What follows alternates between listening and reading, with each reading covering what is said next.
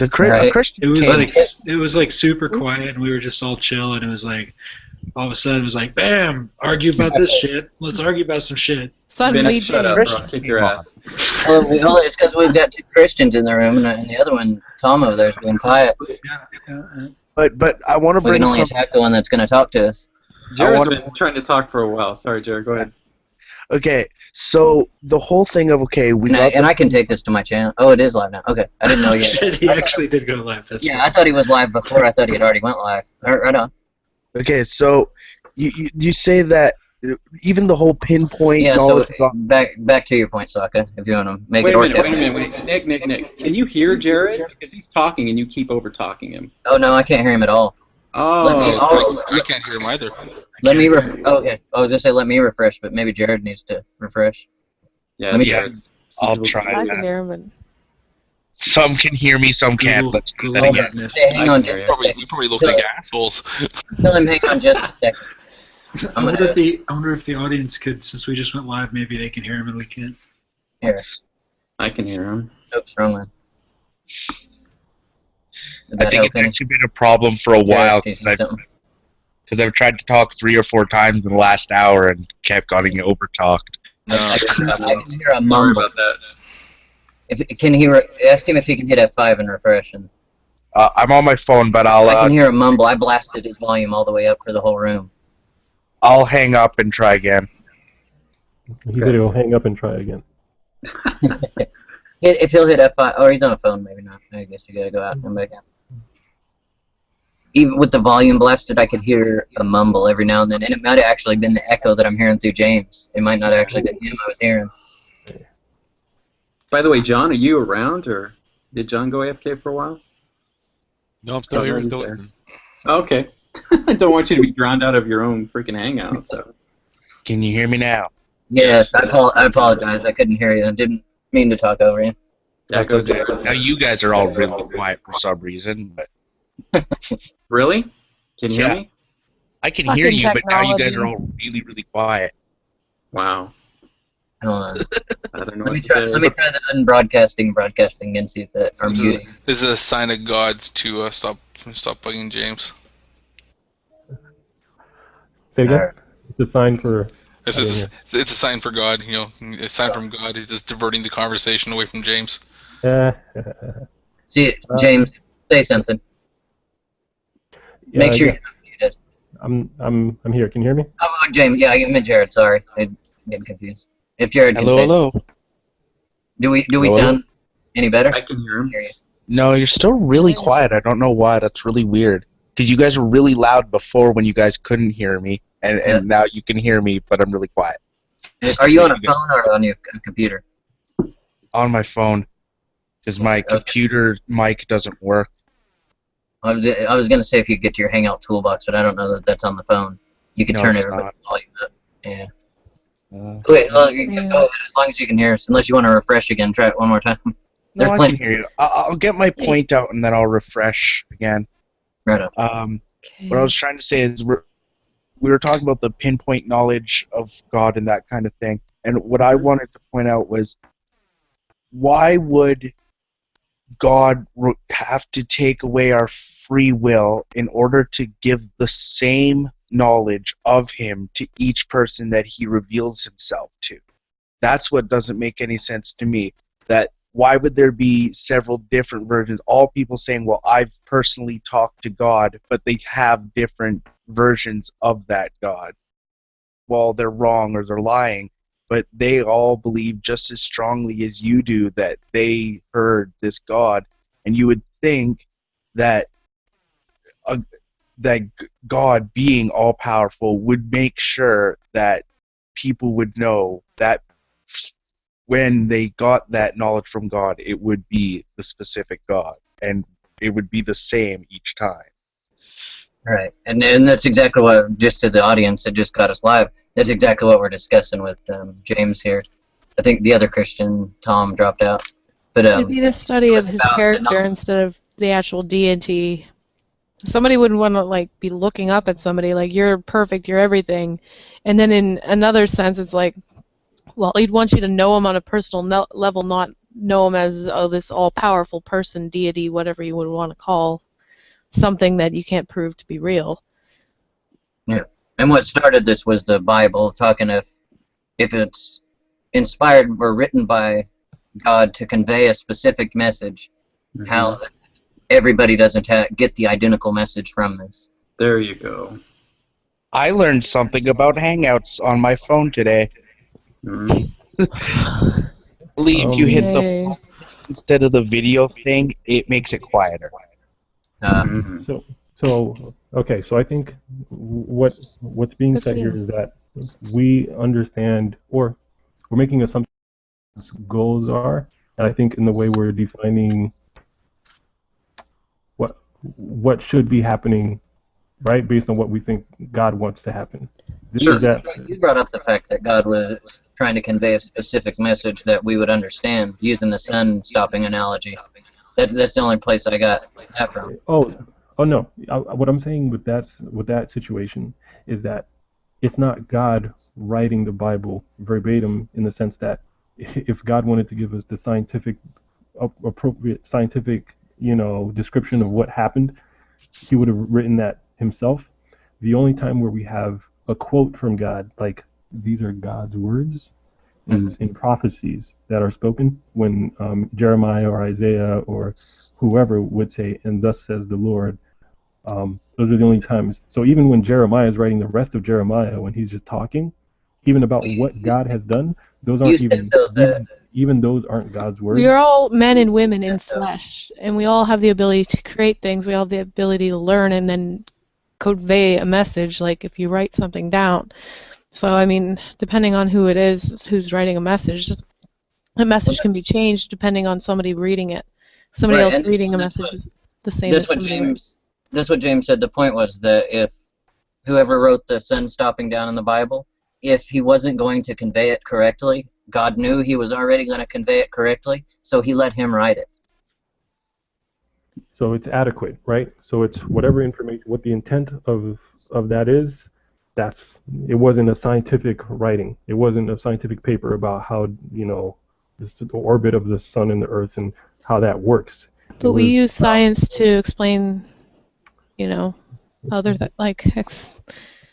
life on Earth. We don't use it to explain something that can't be understood. Yeah, I think We use it to create something that can be understood, so that people will understand a universal idea of what's true and what's not. So, for example, if it says Jesus walked on water, it doesn't go into the description of physically how the miracle took place that this occurred. It just states it, and it's more about what God did in that situation or what Jesus did in that situation than about scientifically what was going on. But he did it so that people would believe. Right. So exactly. So the intent there is that. But if the intent was to help you understand physically the laws and what God changed and how the miracle occurred, then God would have written books and books and books on that. But if that was the message to be conveyed, then that was the point Kevin made, is we can take in different interpretations and it diverges from there. So the intent written down could have been one thing, and so Michelle said we could all take a different interpretation. So that means God wasn't communicating effectively to everyone this message. Well, actually, just because you brought this up, James, do you think that you have enough faith to walk on water? Do I have enough faith to walk on water? Yes. Are you? I think the question. I don't know. I think I have problems with the way the question is worded. So, well, no, I'm asking you because the thing is that Peter walked on water too. He only started to sink when he started to doubt. Right. So I think anybody. So in that I mean, I'll answer your question. Anybody in that boat, whether it's you, me, anybody on the planet today, if they were in that boat and Jesus told them to come out on the water, they would have been walking on the water until they did the same thing Peter did. So it was the boat that was magic? No. It was them believing in him that was magic. Because Jesus was there, actually. No, he asked me if I have enough faith.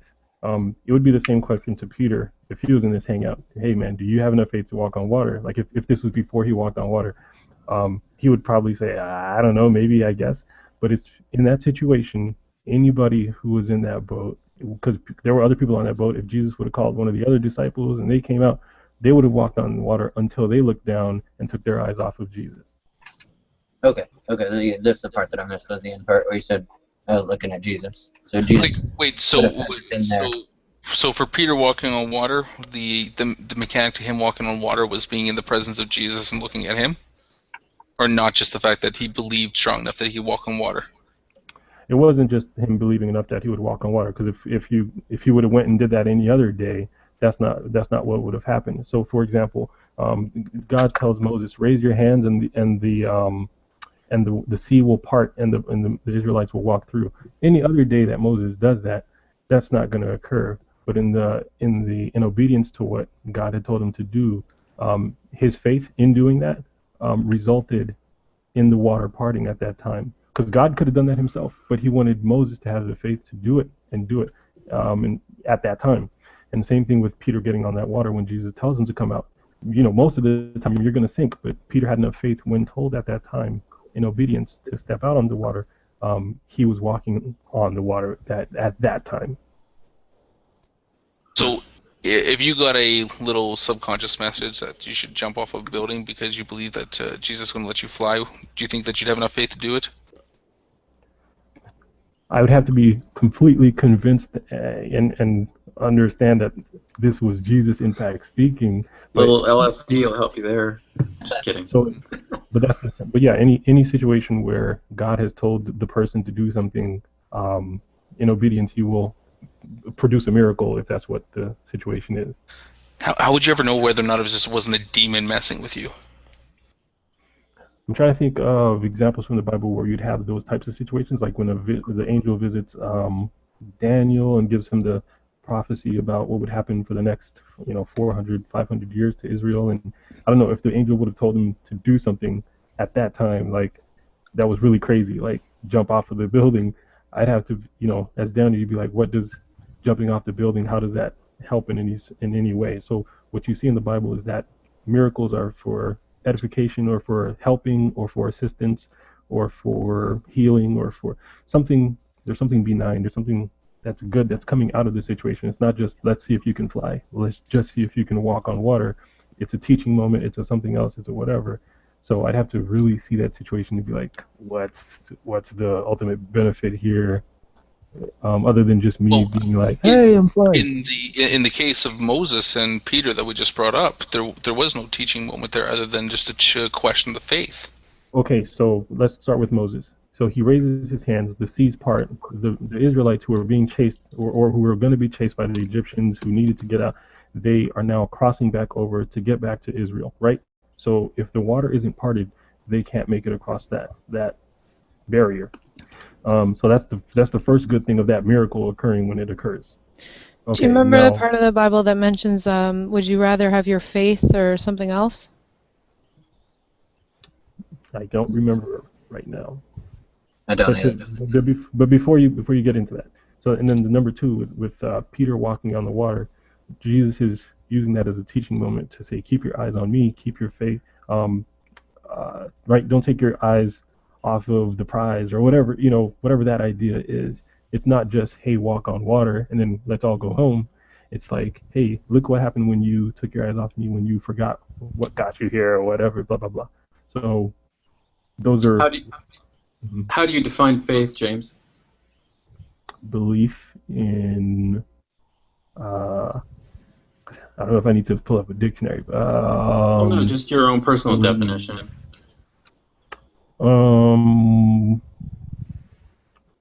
Strong belief in something that you strongly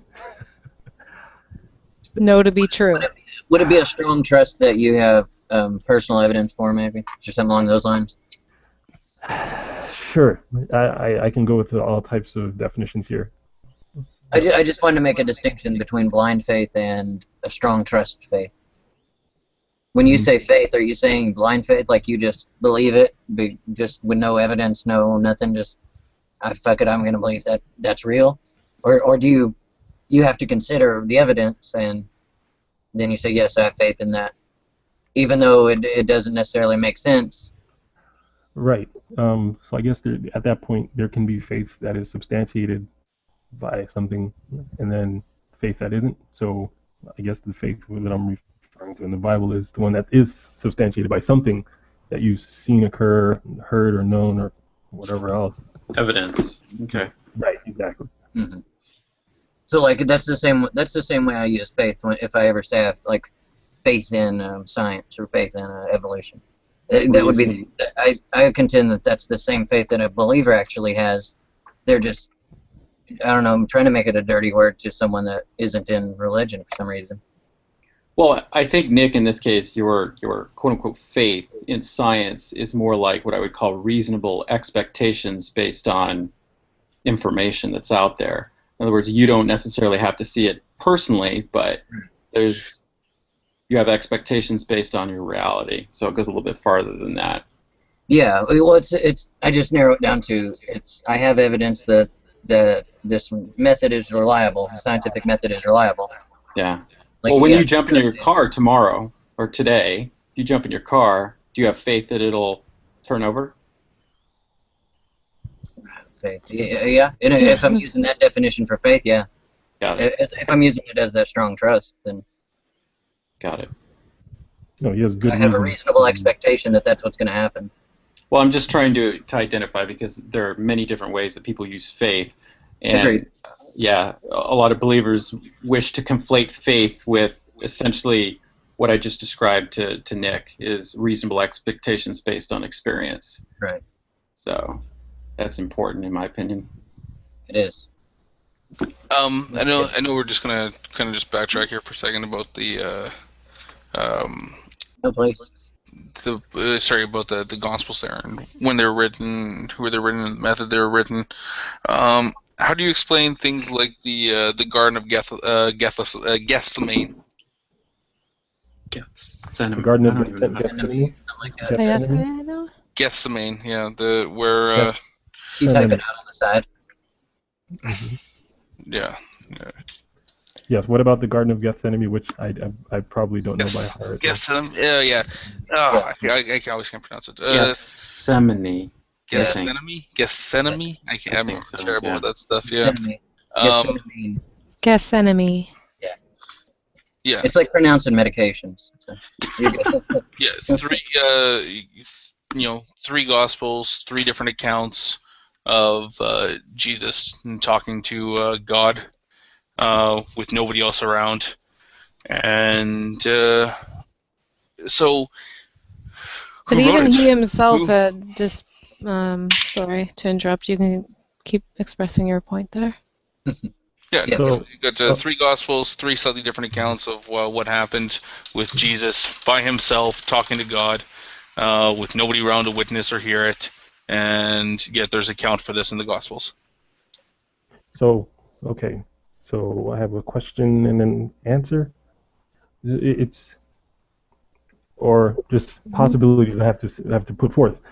If this conversation with God was actually a 40-minute or an hour conversation, but you get 3 verses in somebody's description of the event, and that's because Jesus, who was in close proximity to these people who wrote this, spoke to them time and time again after this situation.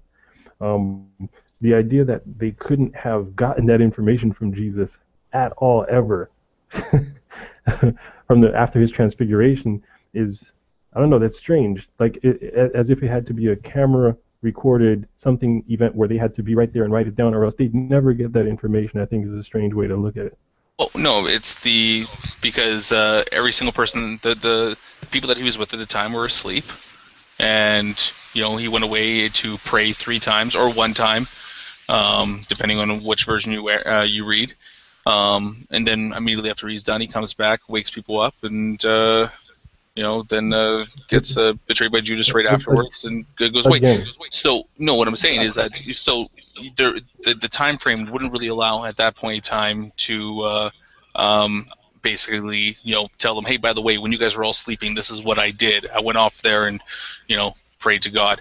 Now, if you want to say it happened after the resurrection, like later on, like when the time might allow it, what's he going to say? Hey, by the way, guys, just in case you want to pass down my oral tradition, here's what happened in the garden. Right. You're making the assumption that there's no way for them to have gotten that information after the transfiguration. That's what you're trying to, that's what you're implying here, right? Yes. I don't see that as being true, Why? because you don't know what he says to them after they're woken up. Well, I mean, on one hand, James, I mean, you seem to be arguing for the humanity of these gospel writers, and on the other hand, you seem to be arguing for some sort of supernatural ability that they would have had to have this information imparted to them. I mean, you seem to be unwilling to give them those superpowers when it comes to their accuracy. But when it comes to gathering miraculous information about things that happened while people were asleep, you seem perfectly willing to give them that some sort of superpower of deduction here. No, okay, because you're giving me 2 points. You're giving the one point that there's different information in the 3 accounts, and then you're asking the question of how could they have gotten this information if they were asleep. Am I correct in saying that? These are the 2 questions. I mean, it's not necessarily about how they got it when they're asleep. I mean, I'm really questioning the idea that the entirety of this thing is being influenced by the Holy Spirit, right? Where we say that somehow all of this stuff that is biblical or somehow canonical gospel must necessarily be God inspired, and this very thing is what sort of makes all of this very suspect, right? Where we have to do all these weird backflips in order to create this narrative or the possibility that they could gather information that doesn't seem plausible, right? I think that begs a real question about method and about why we would call something God inspired when it clearly seems like none of it is consistent with each other, right? Yeah, I guess like my question with this is that all 3 gospels that I'm talking about when you talk about the Garden of G, whatever the hell it's pronounced again, sorry, they end off the same way with the chief priests and the elders coming and taking Jesus away. Like they end at that point, behold the betrayer is upon us or whatever, and they come, they take him away. So unless Jesus is yelling over his shoulder, hey guys, by the way, when you decide to write this story down, I was praying all night and I was, I prayed 3 times and an angel visited me and I cried and here's what I said as he's being dragged away, or after he goes off, dies, whatever, gets resurrected, and he says, hey, by the way, a couple days ago when I was sleeping there, I was praying in the garden. So make sure when you guys write down my story, this is how you write it. But you're making. But He wouldn't want to command anybody in that sense. That seems like a very generalized statement of who he was as a person. So how do they get the story? How do they know what he said? How do they know that an angel visited him? How do they know, depending on, again, angel visited him in one of the Because it is what he versions. chose to share with them, not exactly what was true or not. When did he share it with them? He shared, well, I suppose the word of his father. But that's the point, is when in the timeline did he share this information with them? I don't think the time matters. I think it's more the time does matter if it's if right at the end of when he's doing this praying, when he's by himself in this the garden there, and then immediately afterwards he wakes them up and he gets taken away. So right, and again, you're making the timeline matters because there would have been no opportunity to tell him except what he was saying when he's being dragged away. Right. It feels to me like if we want to take the writer's humanity into account, this sounds a lot more like a story, like a narrative, like you would write a play, right? When you start talking about soliloquies and monologues in empty graveyards and things like that, there are a lot of questions about what this is meant to be, and it doesn't seem like history is what we're actually talking about. Like a historical record is what we're really referring to here.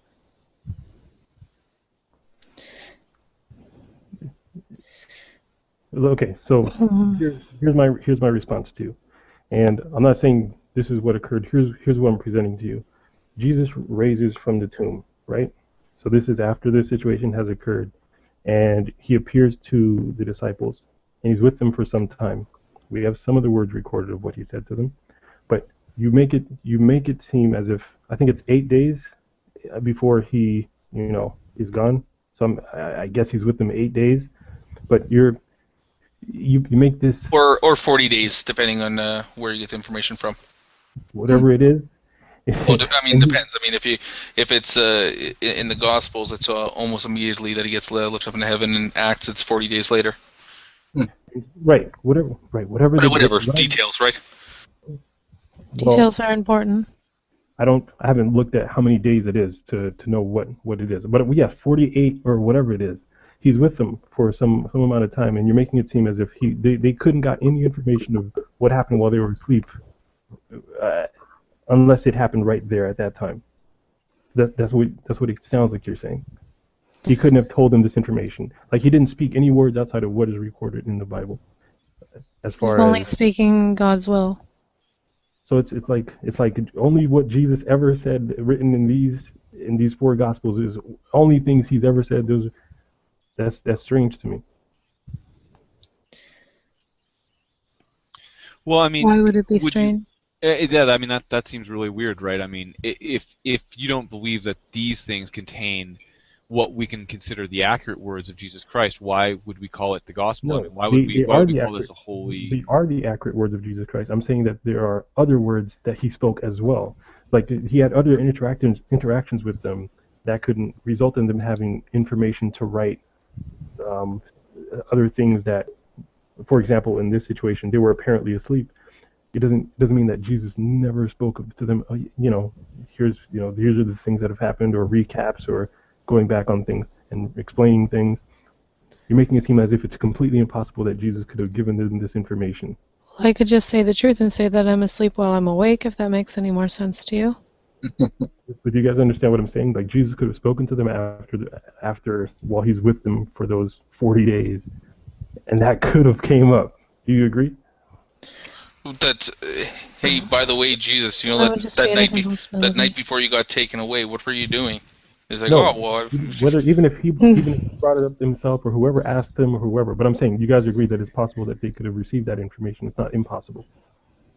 It's Not possible, but it's necessarily, very but- strange that I mean, it's very strange that these people consider themselves biographers and yet don't make any No, mention. they don't consider themselves biographers. That's number one, and certainly not in the sense that a modern biographer would consider themselves a biographer. But Jesus, They're- I mean, Jesus would clearly, if you're positing that Jesus is giving them this information after the fact, Jesus clearly considers them his biographers. Well, no. And that's, I mean, that's what you're positing here. No, it's not. That's not even. That's This not is even. in English.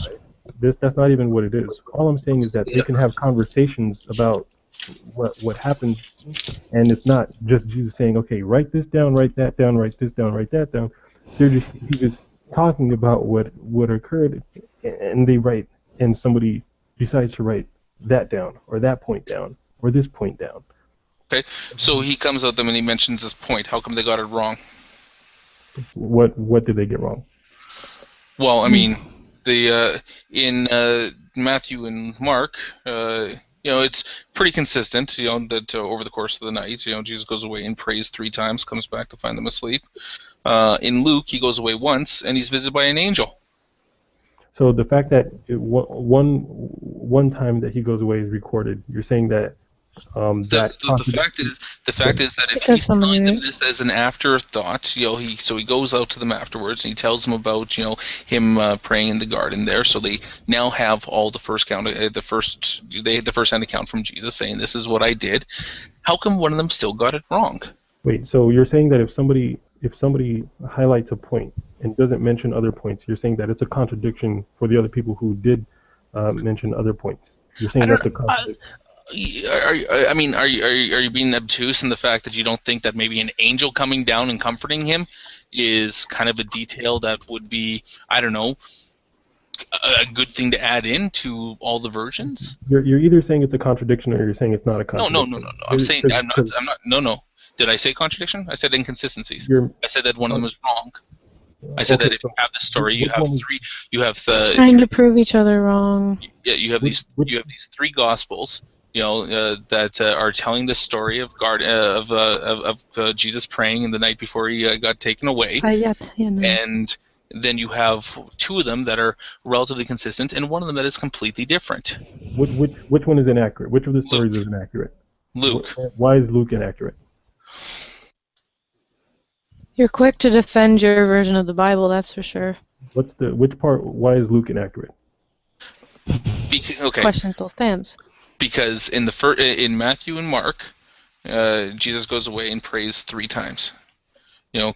Goes away, prays, comes back, goes away, prays, comes back, goes away, prays, comes back. In Luke, he goes away once, prays once, an angel comes down and comforts him.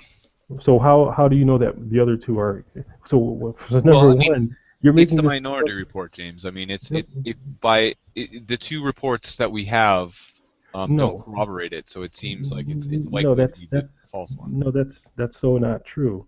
It doesn't follow 100%, but I mean, you give yourself give yourself if somebody's doing narration of a story and they say that some guy goes away 3 times, and prays, and then somebody comes out with a different story saying that he goes away and is praised and is visited by an angel, are they talking about the same story? It's their own perspective of it or whatever.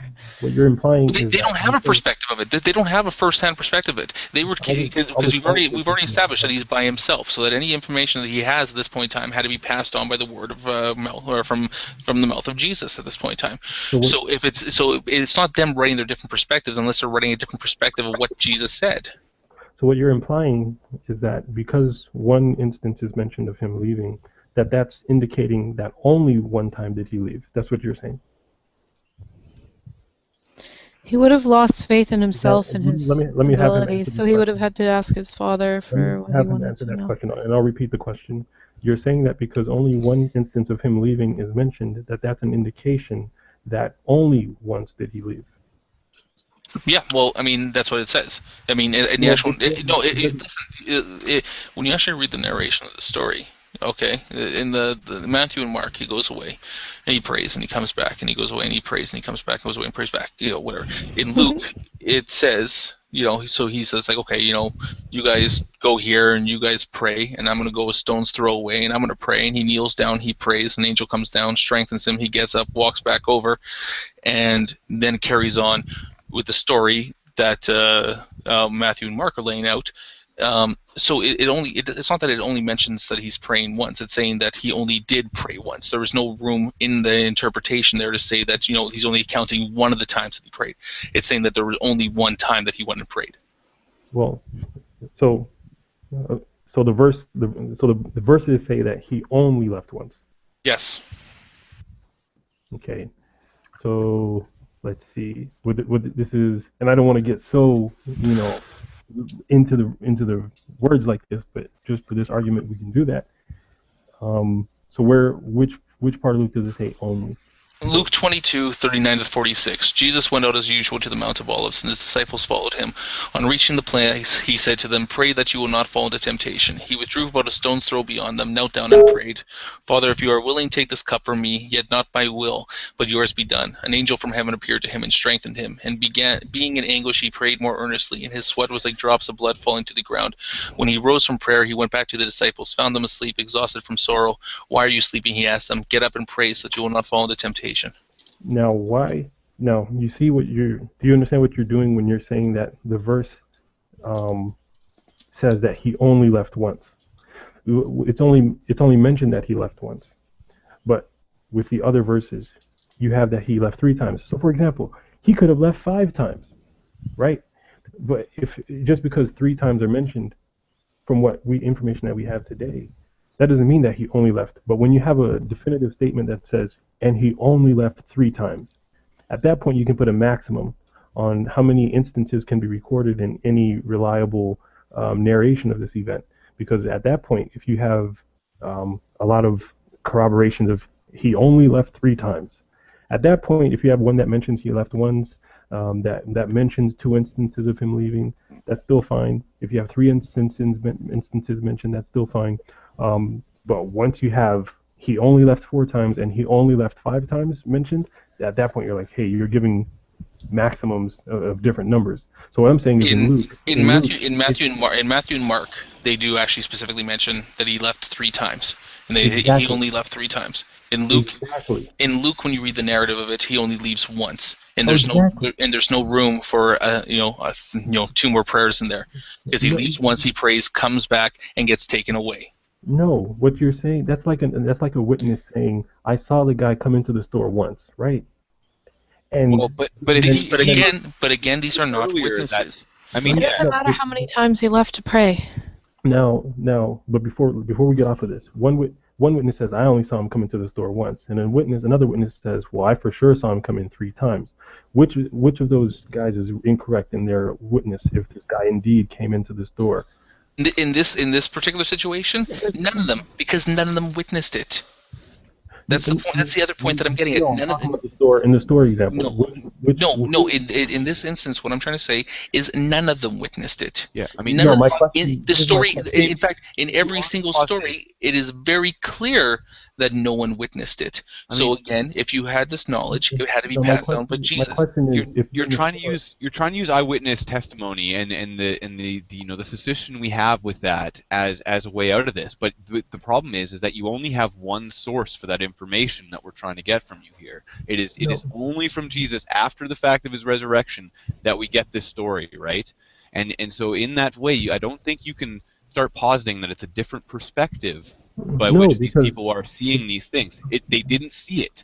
They heard about it afterwards. Well, Are you positing that Jesus told them each different stories? Is that what your next move is, or are we? No, I think people can be selective in narrations. So you're saying that if Jesus talks about 3 instances when he left, that all further narrations must include all 3 narrations to be accurate. So, I think that's a strange way to look at it. And then number 2, it's very strange because you're talking about a narrative from a single source, right? Well, let me finish with this. Luke himself wasn't an eyewitness. Of course, he was receiving his information from eyewitnesses, we would assume. But Luke himself was a traveling partner with Paul. But Luke wasn't a disciple of Jesus. He wasn't interacting with Jesus. So let me just make sure that's clear. So when Luke's being selective about what information he's included, he's being selective. But to say that that's inaccurate, for him to mention one time of Jesus leaving is silly to me, because in the same way a person can say, I saw the guy once come in. But no, it's again, James. The defense that you're using, the apologetic here, works great when you're discussing the narratives behind things like the resurrection, because then you could have, there's different first-hand accounts of what these people saw. The point that I'm saying here is that this is not first-hand account. There are different accounts of what people saw. The only the way that the writers of the Gospels would have gotten this information would have been from the mouth of Jesus. And if the information at that point in time is inconsistent, it means that they were either one of them wasn't listening, or that they were told different stories. Or they were being selective when they narrated. Selective in which way? That one of them decided to mention that there was an angel and the other 2 didn't? Correct. Okay. But you don't have a problem with that, with a selective thing like that, in this, which could carry over to any other event like that? I mean, is that not a problem with you? And if it is, how do you actually manage to rationalize past it? No, it's not a problem. No, it's not a problem at all. So it's only an issue when, like, again, crucial information like Jesus died or didn't die or whatever. Like, well, I mean, that would. So when I mentioned him, didn't make a difference whether or not he died or not. Or if he was taken away, why would it make a difference either way? Because if he was taken away, I mean, like, where would he go? And then people just kind of make a story based on what they already heard him explaining to people. It'd be like, I'm trying to think of where it would be a real like an issue, a real issue for them to be selective. Well, what I'm trying to ask you, though, it doesn't have to be a particular detail where it would actually be a issue that you could get past, is that any of it just throws a doubt into any of it. that you Right. could question every bit of it. I mean, the people that we consider historical have narratives that corroborate each other, and I think that's what we take to be more likely to be historical, right? And I think when we start Right. talking about histories or about biographies of people in history, when we start seeing giant details that are being omitted, and we see details that are being added after other biographies have been written and published, I think we start to wonder about the validity of these stories, right, and how much we can actually trust what we might call the witnesses in this case. Exactly. I mean, again, you're saying by omission, one is inaccurate, and I'm just saying that that's I'm not. saying it cast doubt on historicity, right? I mean, the fact that the virgin birth is only in 2 of the Gospels should be a giant red flag to most people, as that is actually a huge detail that, you know, if you are writing the story of someone you're proclaiming to be the Son of God, that actually is a massive detail to leave out. And I think that's, you know, there are a lot of examples like that throughout the Gospels that we see omissions that are so huge that it really should start at throwing larger questions on the accuracy. You're on a mission. You have no idea what your mission is. Go. So it's like I don't know which of the Gospels that starts off later in life for Jesus, but it's not inaccurate to report on Jesus's life starting from one point, though. You can talk about however you feel about the historicity of it all, but it's not inaccurate to start the story at some point other than his birth, right? It's not inaccurate. Yeah, I kind of agree that it doesn't necessarily mean that it's inaccurate. So again, by omission, it's not inaccurate information. It's simply selective as far as what it's narrating. Okay. So That's why I again, asked about the problem. just And just what John was saying. yeah, using that though, it's just that there's details there, you know, and yeah, the detail here that is omitted is I mean, I think I've explained this enough. Like I said, it's you have 3 countings. 2 of them are relatively close to each other. One of them is a different story altogether. You know, and so how do you get around that? You know, because there's nothing. You know, there's very little in common with between, you know, the story that you get in Luke there and the ones that you get in Mark and Matthew. Literally everything you just said, but in a different language. So I mean, I'll leave it off with this. If Jesus does recount what happened to, you know, all 12 disciples, and there's a lot of information there, and then some of them, when they're talking about it at different times with different people, they're mentioning different parts because there's a lot to go over, and then when written down, some of them hone in on these particular points, but another hones in on another point. And again, there could be even more that happened while he was there that wasn't written down. But if they choose to hone in on those things individually, I'm not to say that I can't say that it's inaccurate. It's just selective on their part.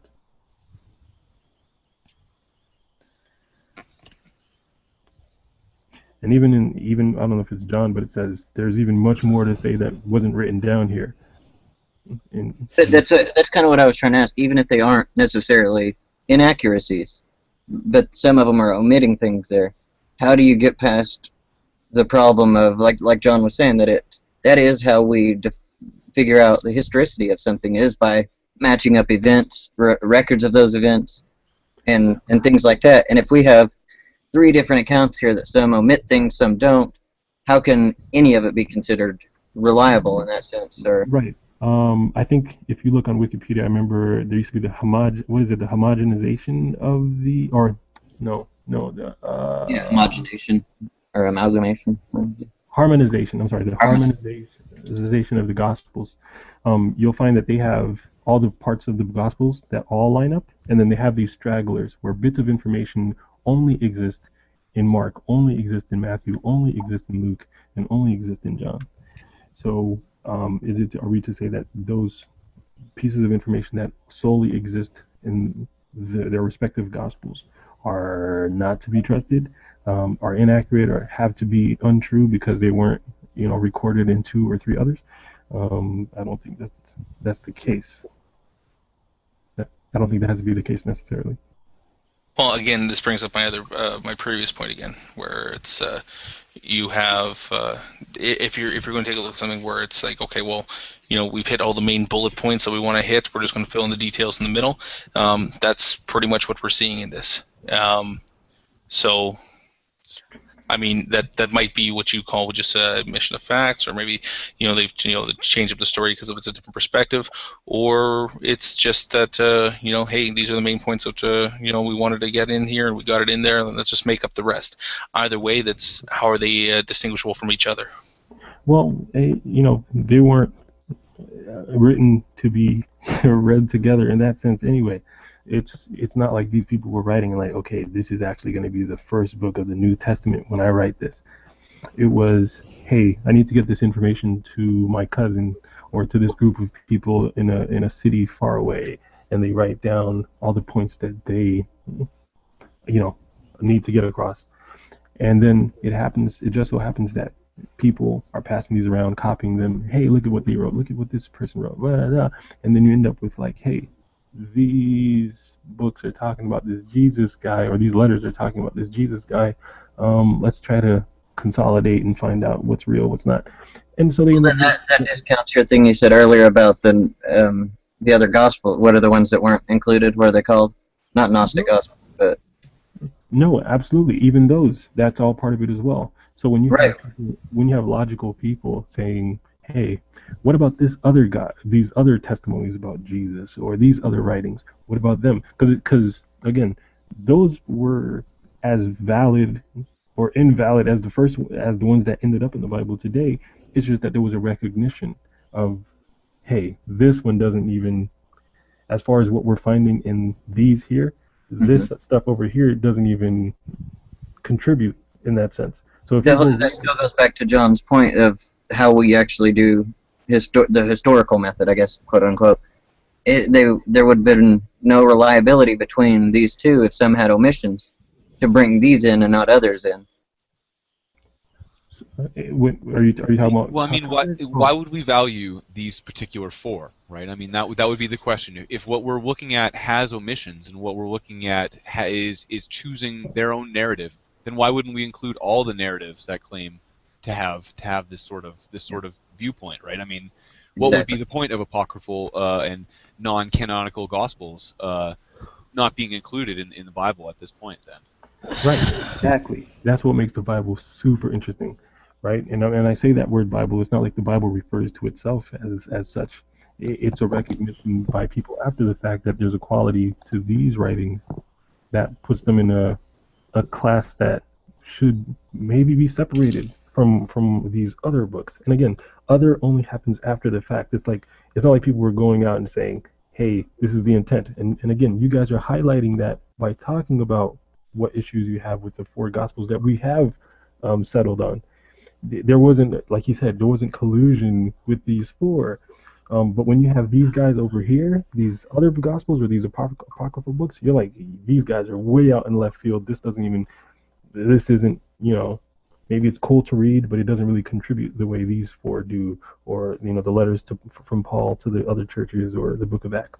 So that's all I'm saying is people recognize these books. It's not like, so you can go read them for yourselves and go say, do these other apocryphal books have the same feel or quality? And maybe, I don't know if that can be defined really in words as much as just reading it and saying, yeah, this is the same stuff. So how is this different than going back to the Osiris example of just different towns, different cities having different stories for the same gods? So it comes back to those big points, right? So if one story from Osiris says he died like this, and the other one says he died like that, or blah blah blah blah, that's when you have like 2 conflicting stories of how did he die, right? And then now that doesn't mean that if one story in Osiris mentions a situation where he did this, and another one mentions that he did this, but doesn't mention that other thing that was mentioned in the other story, that doesn't mean that those are contradictory. It just means that one was selective in what it mentioned, and the other one was selective in what it mentioned. But once you have two instances that refer to two narratives that refer to one instance, and they're contradictory, like he died by his head getting exploded by a bomb, and the other one says an arrow hit him, or the other one says What the fuck? he just fainted and died. At that point, it's like, whoa, you're all over the place with this situation. What happened in the situation? We want to know. Okay, So, like the two different deaths of Judas. exactly, the two different deaths of Judas. Hey, I'll chime in real quick if y'all don't mind. Hey, everyone, I'm Roy. For those who don't know me, hi, Michelle. I haven't met you before. Thanks for replying to me. Yeah, no. Hey, Roy. Yeah, hey guys. Yeah, I can see somebody making an account for my wife's mother who died in our arms. Somebody can say, Sharon's mom, Roy, my wife's name is Sharon. So Sharon's mom died in a hospital bed. You'll read that, and you'll have one rendition in your mind. And then another account would be, I would say, my mother-in-law died at home. Are those contradictions? No, they're not. But if Matthew 27:5 says he went and hanged himself, and then Acts 1:18 says then he fell headlong, burst open in the middle, and all his entrails gushed out, would those be contradictions? No, not at all. It's just somebody seeing it from a different point of view, or a later view where he was no longer hanging, but now sprawled out all over the rocks. But as an example, you said hospital, and I imagined what a hospital would look like in my mind in a hospital bed, and then you say at home, and I just imagine a place that's comforting and a place where you're used to growing up or used to being in. Yeah, she was. My wife did hospice care for her mother for 2 years, and we had all the luxuries of a hospital room because she was completely invalid. So unless you know more details, when you first hear like Sharon's mom died in a hospital bed. So then you conjure something in your mind, and then you see another account or hear another account, and it's like, Sharon's mom died at home. Then you have more details, you see the bigger picture, you actually understand it. Well, that was very specific, though, when you add bed in there. If you just said she died in a hospital and she died at home, right there is the point Sokka's making. I just didn't add the word bed, but I still understood what I meant. Personally. Yeah, no, not you. It was Roy used the specific word bed on purpose. Because she died in a hospital bed at home, right? She died in a hospital bed at home, right? So it's still called a hospital bed, right? But it was at home. But if I left out the fact that she died in a hospital bed at home, the assumption is she died in a hospital bed in a hospital. That's all I'm trying to say, guys. I mean, that's a contextual sort of assumption that we would make, maybe with the language that we're using here, and I think that's maybe a valid point if we're talking about something along the same lines in a story that's coming from the same person in the same context. But with these gospels, what we're talking about are different people in different perspectives, right? And I mean, they're not writing to the same person, right? And I mean that's the second problem, is that we're also using maybe contextual things that aren't maybe lining up properly, right? But this is what I'm saying. So if you listen to my wife's account, her mom died in a hospital bed, and if you hear my account, her mom died at home. You understand what I'm saying? Same thing. But neither of those. I mean, it's sort of silly example, right? I mean, because it's not the same. It's only a simple statement. It's not really describing an event. There's a bunch of context that really is. Okay, I'm coming in late, guys. So maybe I don't know what point B is. So what's point B? What are you trying to derive by saying that John and Luke didn't see eye to eye on the resurrection or the death? I put over there. We're trying to see how someone actually rationalizes and works through that. The inconsistencies, basically. Yeah, how do you work through those? I don't see why we're even saying there's inconsistencies. All four Gospels line up beautifully. Right. I mean, if you take that, but I mean, if you take that's exactly the attitude we're trying to address here, is because if you take it as one story after another and read it side by side, okay, they seem like they maybe mash up together because we've done a lot of explaining about why these don't contradict, why they do actually mash up, and they can be brought together.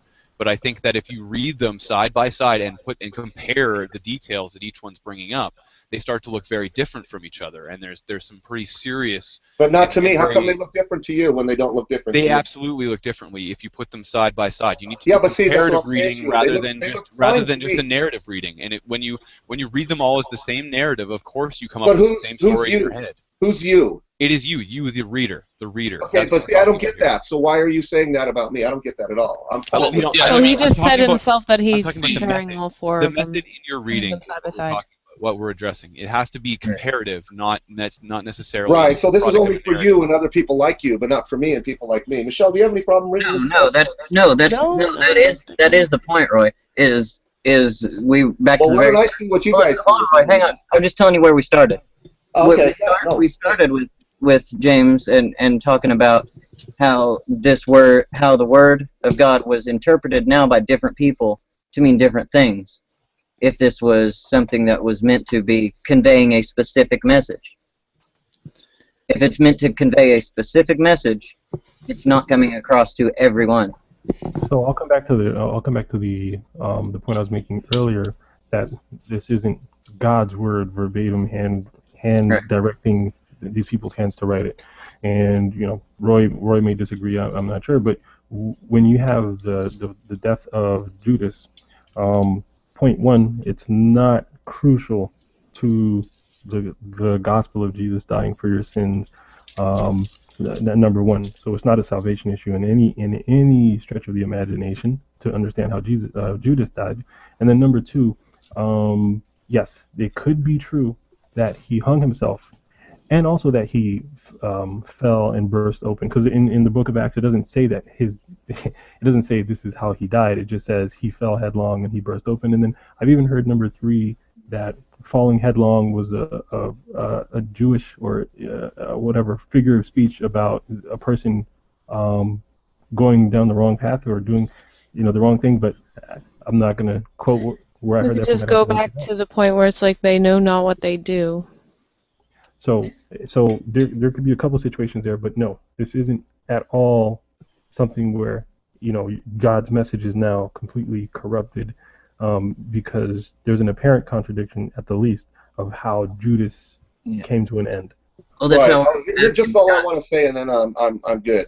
So for John, did you want every single one of the four Gospels to be exactly the same word for word? Then you would Absolutely believe? Is just yes or no will do, sir? No, absolutely not. That's a ridiculous assumption. I mean, that's actually a caricature of what I am trying to say here. So how is that different from what you're It's, saying? Because on one hand, sorry, just for Roy. It's just Roy. I think the point that I was bringing up there was that when you want to talk about things like that are covered in all four Gospels, or at least the majority of the Gospels, that you can interpret different things by the different eyewitness of the person that was writing it. But when you talk about the Garden of Gethsemane, it's like okay. That's the closest you've gotten. That's probably the closest I've got it. Is what it is it's three accounts in Matthew, Luke, and Mark, and what it is it's Jesus praying to God the night before he's taken away, and all three of the Gospels talk of Jesus telling his disciples to pray, going off, him praying, coming back, waking them up, and then him being taken away. So the narrative of the story now is, well, if all the disciples were asleep, if there was nobody around him, it was just Jesus by himself talking with God, who narrated the story, who told the story at this point in time. Now, Matthew and Mark have two very similar accounts of it, but Luke's account of the entire event is different from Matthew and Mark. Now, it's less of an omission on the other parts, but a completely different story that it went down. And so what we're asking is like, okay, well then, now, for them to narrate this story, it would have have to told to them at a later date. Now, it wouldn't have been the next morning. It wouldn't have been right afterwards, because in all three stories, right when he's finished praying, goes back and wakes everybody up, he's immediately taken away by the elders and the priests to to be arrested. So it wouldn't have been then. It would have actually happened after the resurrection then. So let's say after the resurrection now, Jesus is sitting around with his disciples and say, hey, by the way, the night before I got taken away, I was in the garden and I was praying to God. And You know, so the only account that they would have had would have been the first-hand account of Jesus telling them the narration of the story. So at that point in time, how can they now take the words of Jesus and come up with different versions of what he just said? Because they're different people. They're going to hear him differently. They're going to see him differently. Yeah, right. One of them heard, "Hey, an angel came down and comforted me," and the other two just forgot that part. Well, maybe they didn't forget it. They just didn't know what they were portraying. Yeah, because an angel coming down and comforting him is not a big detail at all. Shouldn't be. I mean, it seems to me like that shows a telltale sign of something being added, right? I mean, that there being a more extravagant story overlaid over top, right? I mean, I'm not. Not at all. Absolutely not. Not at all. I still don't see what point B is. If you say that the Gospels are not in harmony, are you saying that, sir? I'm saying that there are enough inconsistencies that I wouldn't consider them describing the same events from the same. Right. So then, are you judging whether or not God is who He says He is? Yes or no? No, and all I was really getting to was that when we start talking about these things as holy books, we're starting to talk about the idea of the Holy Spirit inspiring and being at least partially responsible for. Right. So what I'm hearing you say, though, you're going to be the judge of whether this passage is correct or not, or whether this came about or not. You're picking what you believe to be true and what you believe not to be true, or likely not to be true. Is that correct, sir? You do the same thing whenever you I read do not. literature. I do not. Then tell me what part of Harry Potter you think is true. I don't read Harry Potter, sir. We're not talking about Harry Potter. We're talking about the four Gospels. There's nothing wrong with the four Gospels. Try to pretend as if reading isn't an active thing that you do. You make that assessment with everything you read, every proposition you hear. You make the assessment of false or true. Now, if you want to try to deny that, but that's literature for you. If someone's going to read the Bible, they're going to read it differently. I'm not talking about a children's fairy book. I'm talking about the Bible. So what are you talking about? I'm talking about literature. I'm talking about anything that is written. Anything that is not like by you said, yes? like you said, it is written by man. We know this, right? I mean, it's not. It's this. Can anybody read this language? No, this was written by the Holy Serious Spirit. question. No, read that. No. Understand. Can you hold it up again for a second? It was really quick. Let me. Oh, it's just random net stuff. It's Yeah, it's a language in which we do not understand. So if you don't understand the language, but it's literature. But if you don't ever consider an error in what you read, how can you ever come to a conclusion about it? I mean, what if there are no errors? Then you can come to a conclusion. That's a great question. So if you go looking for an error, you will find it. If you go looking for an error in Roy Montero, you will find it. Now, once you found an error in Roy Montero, now he does not exist, or he's a liar. Yes. That is such a non sequitur. I don't even know where to begin. Are you purposely being obtuse in order to protect your beliefs, or are you really that threatened by the idea of reading the Bible with a critical eye? When somebody inserts Harry Potter and Jesus Christ in the same sentence and tells me, yes, I consider that person quite yeah. Okay, you can fill in the blanks whatever you want. Sure. Well, let me tell me which one contains more magic, and we'll have a discussion about which one you. Ray. Let me ask you. Sorry, Roy. Let me ask you a quick question. Okay. If your approach to the Bible was that it's inerrant, how would you ever know you're wrong about it? See, that's the point, Saka. If something is true, there's no need to look for anything untrue. Right, but I mean, the only thing that you're basing it on is your presupposition that it is inerrant. And you're basing it on your presupposition that it isn't. No, actually, I'm approaching it from. No, then you're the judge, and if you're going to judge God, then God help you. No, I'm not judging God at all. I'm judging. I'm not even talking about God. I'm not even saying anything. I'm saying that, what I'm talking about is whether or not we're going to call this the inerrant word or not. This has no bearing on whether or not there is a God. A real person, whether or not miracles happened or any of this stuff happened. It's what I'm talking about is how accurate can we take the first-hand accounts or the second-hand accounts or whatever that we're getting inside the gospel. Well, only if you can approach it from an inerrant viewpoint. Now, I'm not ruling God out. I'm not saying that this is wrong here, or I'm seeing an inconsistency here. Therefore, God does not exist. What I'm approaching this from is from a viewpoint of saying, hey, listen, I'm not coming from this angle that this is inherently true. But I'm looking at this now and saying there are some things here that unless I was to assume that it was inherently true and do a bunch of mental gymnastics, I can't get to that same conclusion you have. All right, let me help you with so, this. so the question again I asked you is that if you are going to approach it from this inerrant view that you can't put any type of criticism on it because it is right no matter what, how would you even know that if it was wrong? Okay, great question. So this is the way that I would put it for anybody, whether I know you or not, whether you know the Bible or not. God, by definition, cannot lie. Are we on the same page? Sorry, what was that? God by God, definition. yeah. So I'm going to go back up a few steps because we seem to not be on the same page. So I want to find out where the disconnect is. So God, by definition, cannot lie. Is that correct? Well, why not? Okay. If God could lie, then that would not be God because you'd never know when he was telling you the truth or not. Correct? Well, who says that God can't lie?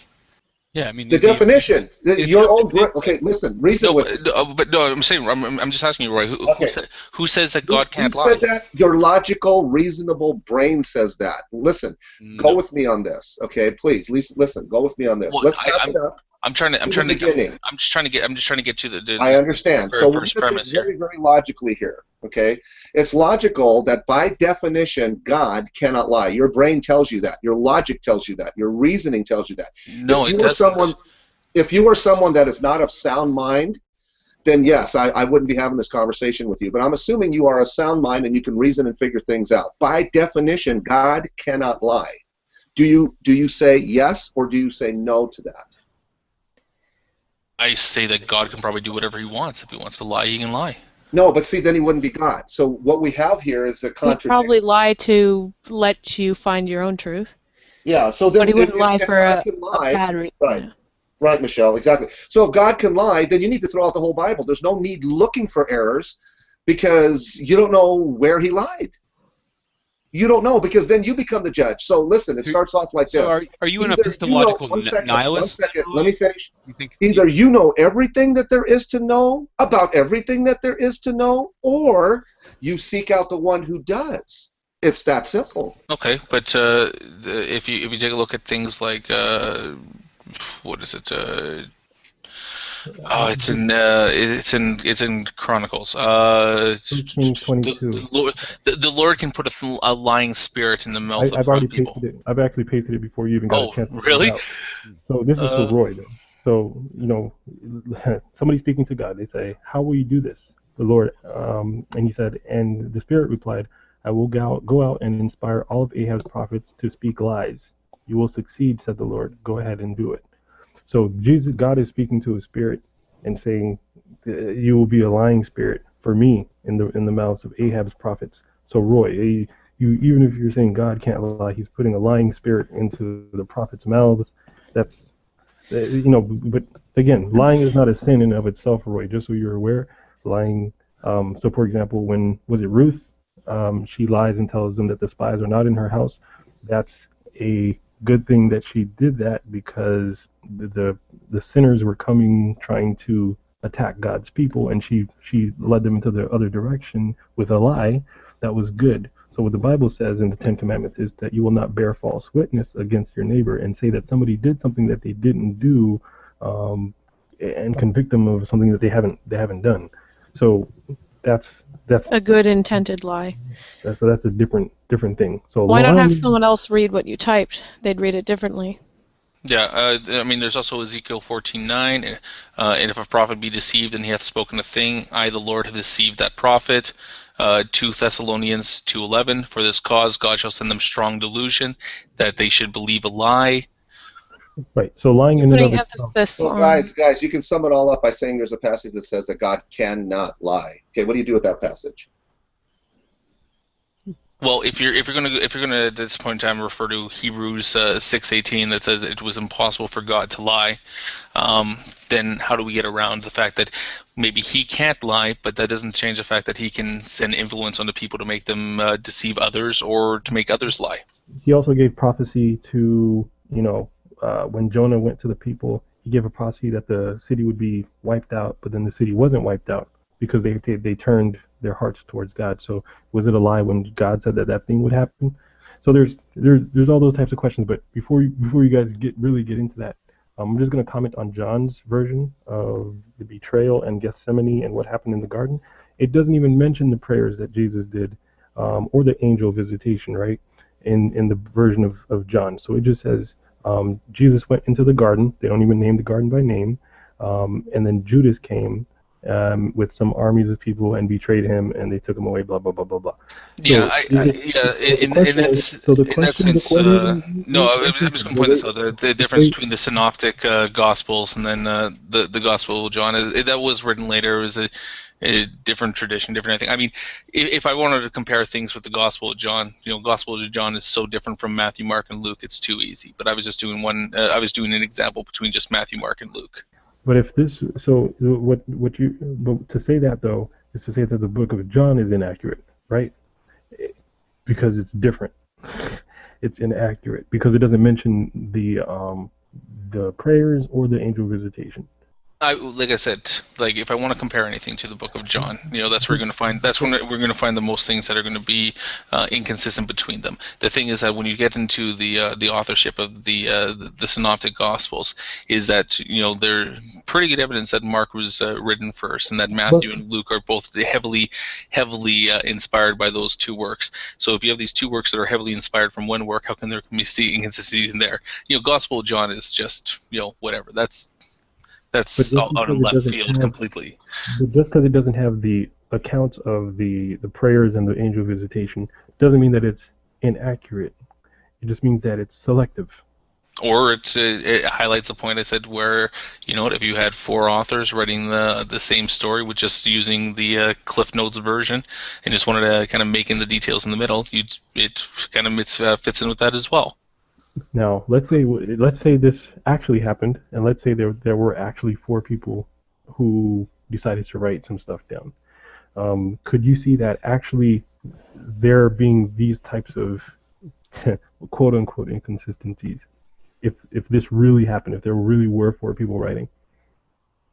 In the situation with that, with the omission of the entire account in John, what, I will actually give some credence to that. That's fine. That doesn't get around the fact that Matthew, Mark, and Luke, that are supposed to be first or second hand accounts of the same story, would have only got this information directly from the mouth of Jesus, and why they couldn't make it consistent between the 3 is still up for question.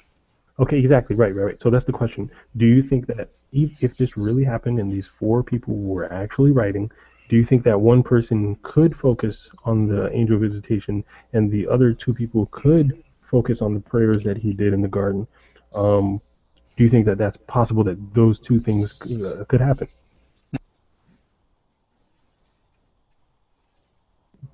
Hello? Someone need to just self-justify a possibility that may or may not have happened. I don't know if he's speaking, but I can't hear him. I'm sorry, what did you say? Sorry, I was muted. Sorry, go ahead, Michelle. Oh no, I was just explaining an explanation of what he said there. Yeah, the thing is that okay, so you're writing this account now. So when you write the account, do you write the account afterwards? So I mean, if they had to get this information after the fact, like after the resurrection, then they write in the Gospels. Well, after the resurrection, Jesus sat us down and explained what happened the night before he was taken. Why do they have to go back and edit it to a point to this time when and kind of write it almost as a first-hand account when none of them are actually there to observe it? Well, okay, so let me ask, right, okay, I hear you, right? So now let's say somebody asked them, hey, write down everything you remember about everything that happened with Jesus and his time with you. They could have written a lot of things, right? And in that situation, you might have them all at that point mentioning all the instances, everything they remember Jesus telling them, everything, blah, blah, blah, blah, blah, blah, blah. But even then, with them trying to remember everything, you might still find that some people are like, when they get the papers back, they're like, hey man, don't you remember when he told us this? And like, oh man, you're right, he did mention that. And then they're like, man, I tried to write down everything I remembered, but I didn't remember that point. But yes, I think if they were intending to write down everything they remembered, and that was their goal, then I think you would find that, okay, maybe they're not being as selective. They're just going and blurting out everything they remember. why would they write it in where they put it in? I mean, if the only way that they could have this knowledge was that it was told from them after the resurrection, then why isn't there a passage after the resurrection where they said Jesus sat down and told us stories about, what happened the night before he was taken? Because there would be so many passages about mundane, just stuff that happened, because you're not understanding that But the happens all the disciples time still to were get. there afterwards anyway. No, but I'm saying that those types of little facts sometimes are put in, but then a lot of the times they're not put in there, because that would require, hey, every time Jesus stopped and said, hey, this is something that happened, or this other thing happened, or whatever. They're not doing that. They're not sitting there trying to tell you every minute by minute or second by second instance of what happened when Jesus was with them. Well, I'd have to clarify, but I'm pretty sure that this is the only moment in in the Gospels at all where there is an account of Jesus telling them something that happened when nobody else was around to witness or hear it. I think that's you might be Well, making the actually, assumption that and the I guess the being led off, and no, actually, I think the being led off and tempted by Satan. I've also been told that was a dream sequence. or maybe what Jesus said on the cross, or other whispers or prayers that Jesus made. You're not told how they got those prayers or how they got blah blah blah blah Hey, blah. like I said, I mean, you want to take first-hand accounts for things like the three different things that were apparently Jesus' last words on the cross, depending on what gospel we listen to. That could have been done by perspective as well. Who was close by, what they heard, who knows. I don't think it makes a difference how the prayers were received. I think it just makes a difference on how you perceive them. But all I'm saying is that they can be selective after the fact, and it doesn't make it wrong or weird or inaccurate. It's just selection. This keeps going off. I think you're muted if you're speaking. No, I wasn't speaking then. So that'll be my last statement on it. I'm just going to go back to selection. I don't have an issue with that at all. Well, I guess my last statement on this would be my learned opponent here has failed to demonstrate. No, I'm joking around. No, it's fine. That's cool. I understand what you're saying, but I mean, this also comes back to the point that we're making with Roy, is that if you come from it from a neutral ground, there are inconsistencies. If you come into it with from the position that it's inerrant, well then, you know what? Sure, I'm sure you can line anything up. Yeah, that's my point, though. But I'm coming at it from a neutral point. No one comes at it from a neutral point. There's no such thing as a neutral point. We all come at it with a bias, and we all come at it with a presupposition. No, mine's. I can tell you, mine's completely a neutral point. In the sense that, like I said, like even taking all this stuff into consideration, I'm not questioning God, I'm not questioning Jesus. All I'm questioning now you come at it. You already know that these are four gospels, right? They're depicting the life of Jesus at the burial and resurrection, right? You already have this. This is a bias you have in your head that's what you're reading. You follow what I'm asking? Sorry, it's a bias for me to read it as... It's a bias that you already know what you're reading are the accounts by four men of what happened to Jesus on the burial and the resurrection, correct? Yeah, of course.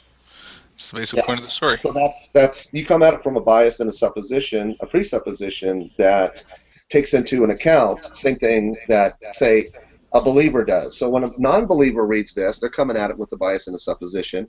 And when a believer reads it, they're coming in with a bias and a supposition. That's my whole entire point. So we're going to come up with different endings, different point Bs, because we start with different point Bs. Okay, yeah, but again, this comes back to my point: is that if you're already approaching it with the idea that this is absolutely right, how would you ever know if you're wrong?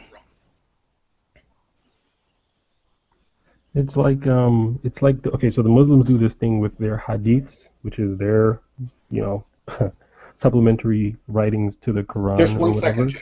Just one second. So just to close on what Saka just said, so sure, and you take the reverse. if you come at it with there's errors, how will you ever know that it's right? So I just wanted to point that out. Go ahead, James. Yeah, but again, I'm not coming out with those errors. Yeah. Well, I was just going to say that the Muslims, they do this with their hadiths, where there's an account that's only in like 3 or 4 of the documents that they have or manuscripts that they have, but then there's this other narrative that's in like 80% of the documents, and so they call them strong or weak hadiths based on how many times they have a copy of a manuscript, and obviously how early the manuscript is as well, but as to whether or not we can trust this hadith to be true or not. And it's I mean, you get why they would do that, but then at the same time there could be truth in just one narrative that stands alone by itself. It's harder to see how you could just have a truth be hanging out there by itself, but it's not impossible, and it's not always contradictory for that to happen.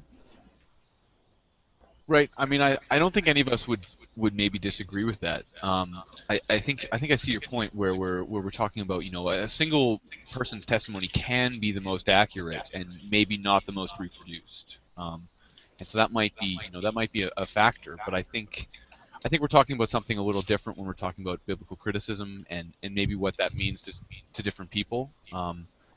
I think we've had a pretty good conversation here. I'm going to take this offline, and we can keep talking away if we'd like. I've enjoyed the conversation actually. It's given me a little bit to think about, and I'm going to I don't know, maybe refine some of my statements. Anyways, I think there's probably some stuff we could learn from each other. So without any ado, I'd like to thank everyone who showed up. All the new folks, Michelle. I believe me and James have met. Ace. I haven't met before, but it was a pleasure to see you in and out here. And I'd like to thank Xbox and Sokka for coming on in and helping me out here. And James North, actually, an old friend from way back. Yep. Cool.